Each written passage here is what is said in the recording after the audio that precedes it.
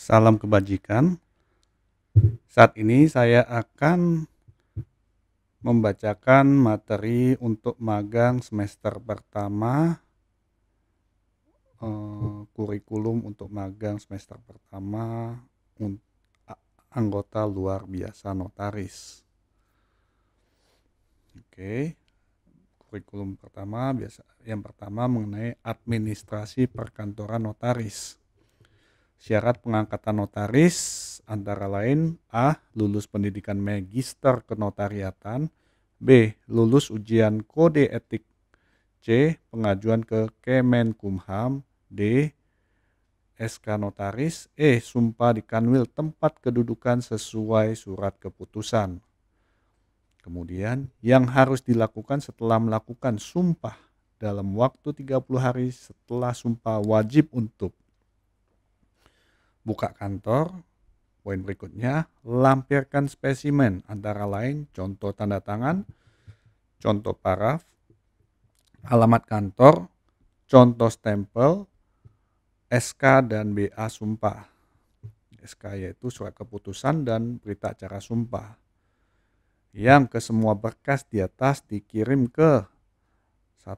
Pemda setempat, kedua pengurus wilayah, ketiga MPD, keempat MPW. Poin berikutnya, yang harus dipenuhi oleh notaris dalam menjalankan jabatannya: A. Mempunyai kantor yang permanen dan layak. Antara lain kantornya harus mempunyai ruang tamu, 1. Yang kedua mempunyai ruang karyawan, ketiga ruang rapat, keempat ruang notaris, kelima ruang penyimpanan arsip. B. Mempunyai pegawai minimal 2 orang. C. Mempersiapkan buku-buku notaris. D. Peralatan kantor meliputi 1. Telepon, kedua komputer, ketiga printer, keempat mesin tik, kelima kelengkapan kantor. Kelengkapan kantor itu antara lain kop surat, amplop, stempel, peralatan kantor, cover, map, kwitansi, tanda terima. Poin berikutnya, kewajiban notaris adalah: A. Membuat akta. B. Membuat laporan bulanan untuk dikirim ke MPD setiap tanggal 5 bulan berikutnya. C. Membuat laporan wasiat secara online setiap tanggal 5 bulan berikutnya. D. Laporan pajak setiap tanggal 10 berikutnya ke KPP setempat. Berikut ada bagan notaris. Administrasi kantor notaris meliputi arsip, keuangan, sumber daya manusia. Yang dimaksud administrasi kantor notaris yaitu seluruh kegiatan notaris dalam menjalankan profesinya dalam administrasi manajemen di suatu kantor notaris. Maksud dan tujuan notaris dalam menjalankan administrasi kantor notaris yaitu: A. Menjamin terpeliharanya arsip-arsip minuta di tempat yang aman, lemari atau brankas. B. Menjamin keabsahan minuta-minuta yang dibuat oleh notaris dalam arti semuanya harus sempurna dari mulai proses pembuatan minuta sampai kelengkapan penandatanganan minuta oleh para penghadap, saksi-saksi, dan notaris. C. Tertib administrasi, pengisian nomor dan tanggal akta-akta yang diisi dalam buku repertorium, klaper, buku daftar wesel, protes, buku daftar wesel protes, kemudian surat di bawah tangan yang disahkan atau disebut legalisasi, surat di bawah tangan yang dibukukan atau didaftarkan, warmarking, kopi kolasion. Kemudian D. Menjilid minuta-minuta yang dibuat dalam satu buku. Apabila jumlah minuta yang dijilid dalam 1 bulan kurang dari 50 akta, maka penjilidan dapat digabung dengan bulan-bulan berikutnya. Sebaliknya, apabila jumlah minuta dalam 1 bulan mencapai 70 akta atau lebih, maka akan dibagi setiap jilid sebanyak 50 akta dan seterusnya. E. Membuat file untuk surat keluar dan surat masuk. F. Mempunyai fotokopi dari dokumen yang dilegalisir, watermarking copy collation, dijilid setiap bulan atau tahun. G. Mempunyai buku daftar mengenai salinan akta notaris, surat keputusan perseroan terbatas dari Kemenkumham, bukti pelaporan perusahaan terbatas yang telah diambil buku ekspedisi tersendiri dalam bentuk lembaran tanda terima. H. Mempunyai buku daftar khusus tentang pendirian perseroan terbatas atau perseroan komanditer untuk memudahkan apabila terjadi perubahan-perubahan dari para pendiri atau pemegang saham PT atau CV. Buku tersebut harus mencatat nomor pengesahan dari Kementerian Hukum dan Hak Asasi Manusia. I. File arsip yang diberi laporan wasiat kepada Direktur Perdata Kementerian Hukum dan Hak Asasi Manusia. J. File arsip laporan bulanan notaris pada Majelis Pengawas. K. Buku pencatatan keuangan tentang pemasukan atau penerimaan dan pengeluaran keuangan setiap bulannya. Kemudian poin A di sini ada administrasi kantor notaris, meliputi 1. Dokumentasi atau kearsipan yang wajib dipunyai notaris antara lain kelengkapan kantor. 1. Alat-alat tulis. 2. Cap atau stempel, cap notaris, legalisasi, watermarking, pengesahan, fotokopi.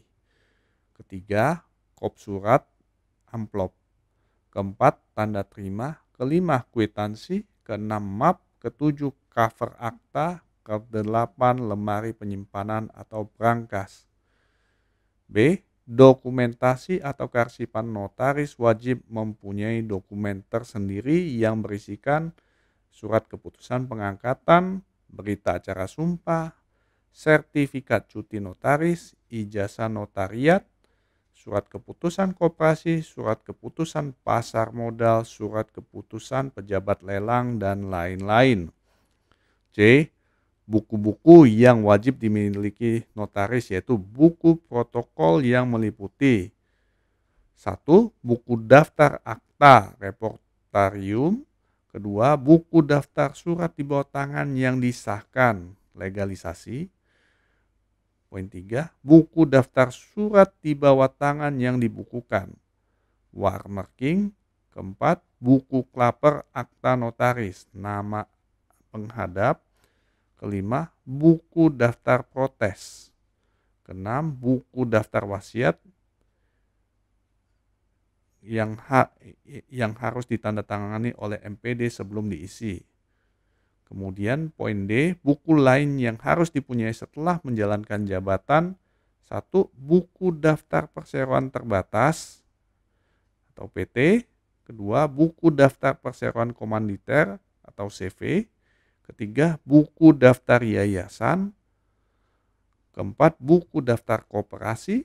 Kelima, buku daftar perusahaan dagang atau PD. Keenam, kopi kolasione. Kemudian ketujuh, buku daftar keterangan waris. Kedelapan, buku daftar perjanjian kawin. Kesembilan, hibah. Kesepuluh, buku surat keluar dan surat masuk. Buku-buku pendukung. 1. Reportarium harian.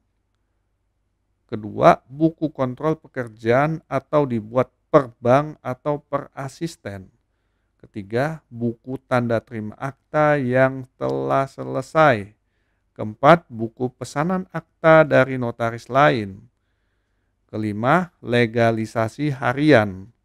Keenam, watermarking harian. Poin kedua, tentang kantor notaris. Kantor notaris harus memiliki kriteria. A. Nyaman dan bersih, khusus untuk ruang tamu, klien, ruang kerja karyawan atau asisten, ruang notaris menerima klien, ruang penyimpanan protokol dan arsip, interior ruangan harus membawa rasa sejuk. B. Memiliki peralatan kantor yang lengkap berupa komputer, printer, internet, mesin ketik manual, lemari untuk penyimpanan arsip, meja dan kursi, sofa tamu, telepon, mesin fax. B. Administrasi keuangan meliputi 1. Notaris wajib mempunyai buku tentang pemasukan dan pengeluaran dari kegiatan selaku notaris, termasuk para klien telah mengambil akta akan tetapi belum membayar honor aktanya. Kedua, buku yang mengatur gaji para karyawan, asisten termasuk pinjaman dan jumlah pinjaman serta angsuran pembayaran utang dari karyawan.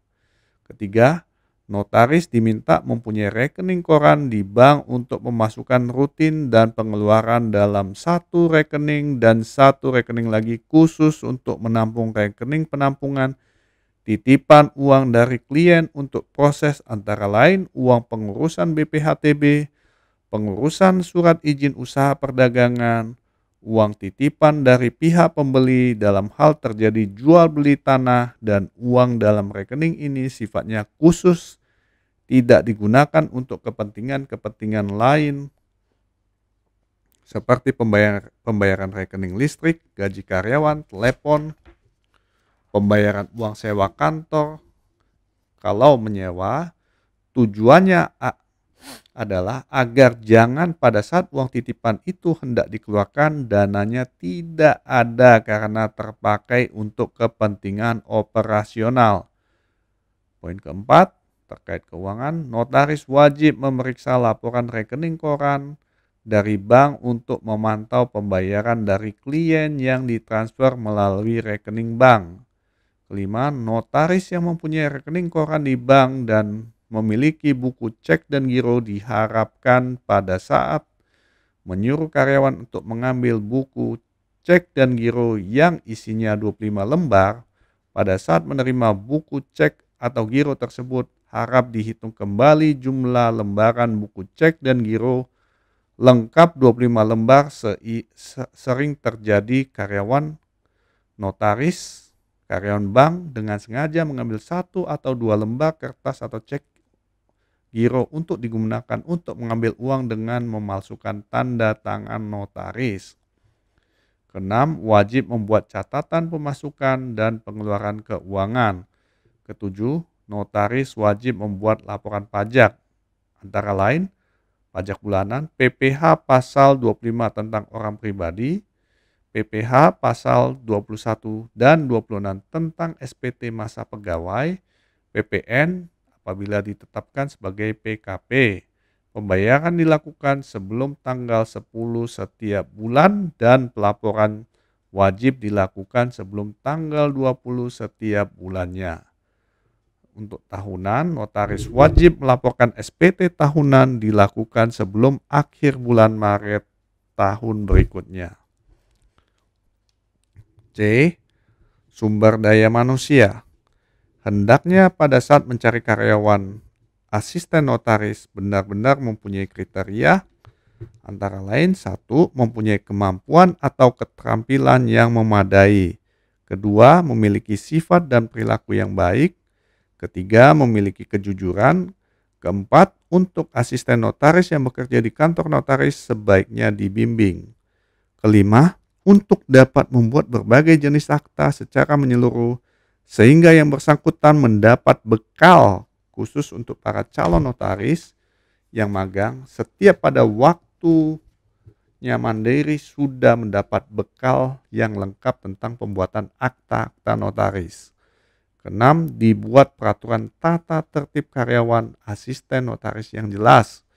Ketujuh, diusahakan jangan sampai membajak karyawan notaris lain. Kemudian catatan berikutnya yang wajib dilakukan notaris antara lain membuat akta. A. Minuta ditandatangani para pihak dengan dijahit jadi satu dengan warka-warkanya, kemudian dijilid tiap bulannya maksimal 50 akta atau buku. B. Salinan. Setelah dibuat minuta, kemudian dibuat salinan yang isinya harus sama dengan minuta yang hanya ditandatangani oleh notaris dan diserahkan kepada para pihak dalam bentuk dijahit jadi buku dengan cover akta. Kemudian catatan berikutnya, poin D, praktek administrasi kantor. Antara lain 1.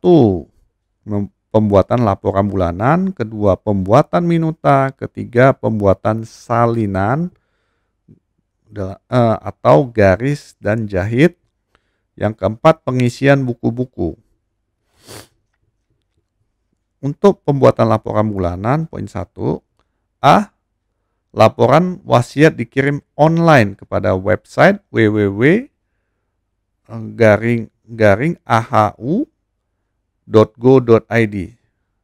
dengan catatan dilaporkan setiap tanggal 5 bulan berikutnya. Walaupun telah dilaporkan secara online, tetapi buat file dan bukti pelaporan harus tetap di print. Kemudian B, untuk laporan bulanan secara online berupa 1.